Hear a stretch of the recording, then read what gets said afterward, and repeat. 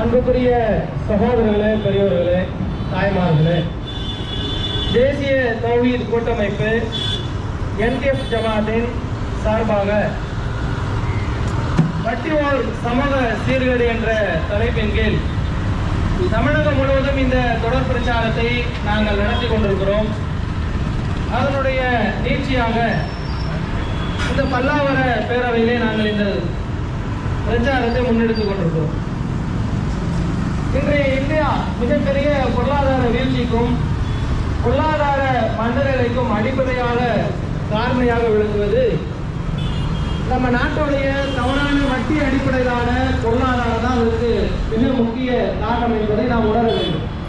வேலையில்லா திண்டாட்டத்துக்கும் வருமான பற்றாக்குறைக்கும் என்ன காரணம் என்பதை பொதுமக்களாகிய நாம சிந்திக்க கடமைப்பட்டிருக்கிறோம். ஒவ்வொரு நாளும் தனி மனிதர்கள் நாம விலைவாசி ஏறிடுச்சு, இந்த அளவுக்கு பொருளாதார நெருக்கடியா இருக்கிறது, போதிய வருமானம் இல்லை, வாங்கின வருமானம் வீட்டுக்கு பத்தல என்றெல்லாம் புலம்பக்கூடிய காட்சியை நாம் பார்க்கிறோம். அப்ப இதற்கெல்லாம் அடிப்படை காரணம் என்ன என்று பார்த்தால் நம்முடைய நாட்டுடைய பொருளாதார எக்கனாமிக்கு தான் காரணம். பொதுவாகவே நம்ம இந்திய நாடை பொறுத்த வரைக்கும் கடன் வாங்கி பட்ஜெட் போட்டு ஆட்சி செய்யக்கூடிய நிலைமை தான் நம்ம நாட்டில் இருக்கு. அந்த அளவுக்கு கடனுக்கு மேல கடனை வாங்கி கடனுக்கு வட்டி செலுத்தக்கூடிய அளவுக்கு நம்முடைய பொருளாதார அமைப்பு இன்னைக்கு தாறுமாறாக இன்னைக்கு சென்று விட்டது. இந்த வருஷத்துல கூட பட்ஜெட் எந்த அளவுக்கு 47 லட்சம் கோடி பட்ஜெட் போட்டிருக்கிறாங்க இந்தியாவில். அதுல கிட்டத்தட்ட 11 லட்சம் கோடி வட்டிக்கு மட்டுமே கொடுக்கறாங்க. அப்போ நம்முடைய பொருளாதாரத்தில் இந்த அளவுக்கு 100க்கு ₹1 25 பைசா வட்டி கட்டுறான் இந்திய கவர்மெண்ட். அப்போ 11 லட்சம் கோடியை வட்டியாக கட்டினால் இந்திய அரசாங்கம் கட்டக்கூடிய வட்டி யாருடைய பணம்? நம்முடைய பணம்.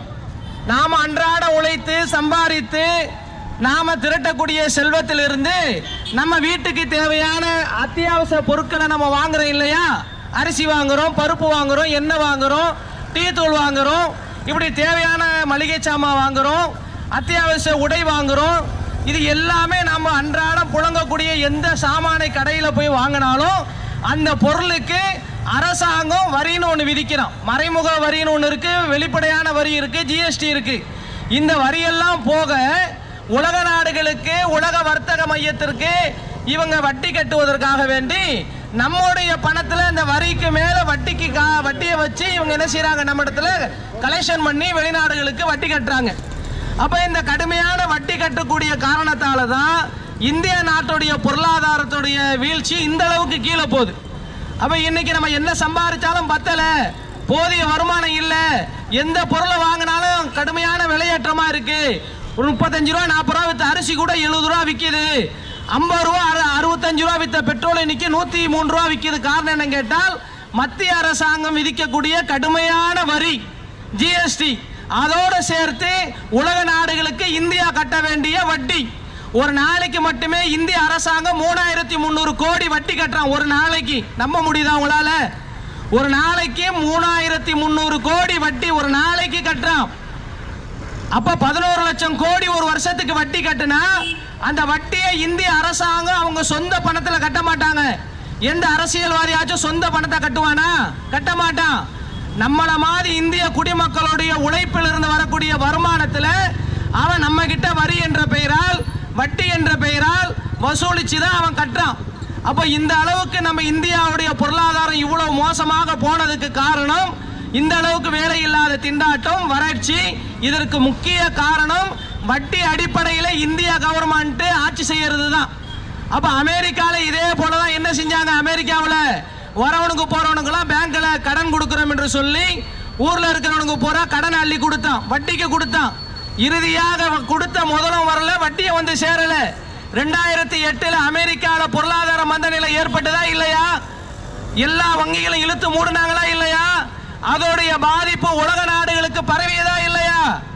அப்ப வட்டி அடிப்படையில் எந்த ஒரு நாடு ஆட்சி செய்கிறதோ வட்டி கொடுத்து ஒரு நாடு முன்னேறவே முடியாது. அதற்கு ஒரு உதாரணம் அர்ஜென்டினா. அர்ஜென்டினாவுடைய நாட்டுடைய வளர்ச்சிக்காக உலக நாடுல வட்டிக்கு கடன் வாங்கினார். வட்டிக்கு கடன் வாங்கி வட்டி கட்ட முடியாம அந்த நாட்டுடைய பிரதமர் நாட்டை விட்டு தப்பி ஓடிய வரலாறு மறக்க முடியுமா? அப்ப இந்தியாவுடைய நிலைமையே அதுதான். இன்னைக்கு வட்டி கட்டுவதற்காக கடன் வாங்குறாங்க. அந்த கடனுக்கு வட்டி கட்ட முடியாம இன்னொரு இடத்துல வட்டிக்கு கடன் வாங்குறாங்க.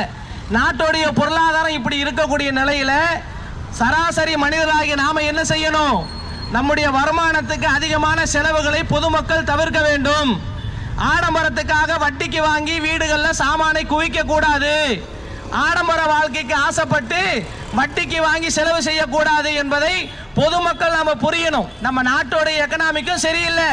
பொதுமக்கள் நமக்கும் ஒரு கடமை இருக்கிறது. விரலுக்கேற்ற வீக்கம் தான் இருக்க வேண்டும். வருமானத்துக்கு ஏற்ற செலவு தான் இருக்க வேண்டும். நாமளும் நம்ம நாடை போல ஊதாரித்தனமான செலவு செஞ்சா நம்முடைய குடும்ப நாளைக்கு நடுத்தருவில் தான் நிற்கும் என்பதை உணர வேண்டும். அப்ப பொதுமக்கள் நம்ம ஏன் சிந்திக்க மாட்டோம்? நம்ம நாடு தான் ஊதாரி நாடா இருக்கு.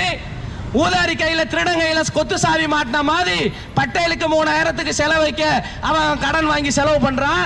இவ்வளவு உலக நாடுல கடன் வாங்கி அரசாங்கம் ஆட்சி நடத்துறாங்க. எங்கேயாச்சும் ஒழுங்கு ரோடு ஒழுங்கா இருக்கா? ஏழை எளிய மக்களுக்கு உணவு கிடைக்குதா? இந்த நாட்டில் நல்ல கல்வி இருக்கா? நல்ல விவசாயம் இருக்கா? வேலை வாய்ப்பு இருக்கா? எதுவுமே இல்லையே. இவன் ஊதாரி செலவு செய்யறதுக்கு கோடிக்கணக்கான பணத்தை வெளிநாடுகள்ல வங்கியில இருந்து கடனா பெறான்.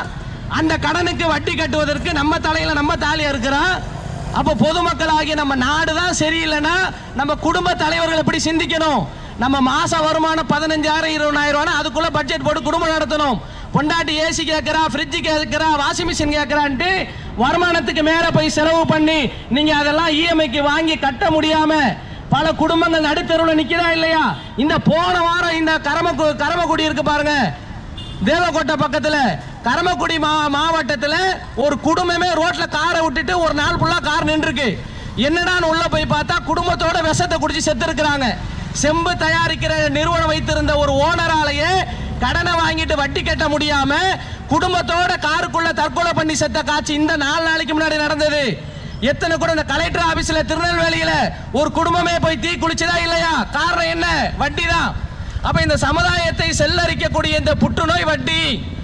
அப்ப அன்புக்குரிய சகோதரர்களே, தமிழர்களே, நம்முடைய முன்னோர்கள் எப்படி வாழ்ந்தாங்க? கூழானாலும் குளித்து குடி, கந்தையானாலும் கசக்கி கட்டு, விரலுக்கேற்ற வீக்கத்தோட வாழுன்னு சொன்ன நம்ம சமுதாயம் இன்னைக்கு ஆடம்பர வாழ்க்கைக்கு ஆசைப்பட்டு பேங்க்ல லோன் கொடுக்கறான்னு சொல்லி வண்டி பேங்க்ல வண்டியா இஎம்ஐல வாங்கிக்கலாம், போனா இஎம்ஐல வாங்கிக்கலாம், டிவியா இஎம்ஐல வாங்கிக்கலாம்.